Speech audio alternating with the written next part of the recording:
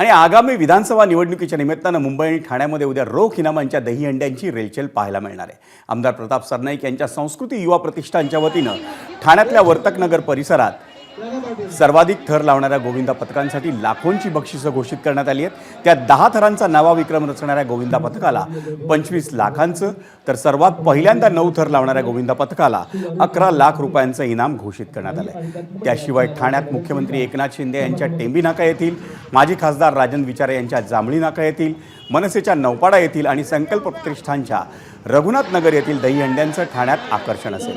मुंबईत राम कदम यांच्या घाटकोपर येथील, भाजपच्या जांभोरी मैदान येथील, प्रकाश सुर्वे यांच्या बोरिवली येथील दहीहंड्यांचं, दादरच्या आयडियलच्या दहीहंडीचंही खास आकर्षण राहील। शिवडीत ठाकरे गटाचे आमदार अजय चौधरी यांना भाजपच्या गोपाळ दळवी यांनी मराठमोळा दहीहंडीतून राजकीय आव्हान दिले।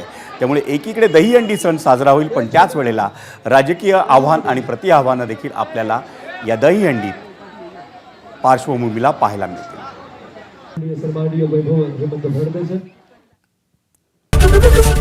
एबीपी माझा, उघडा डोळे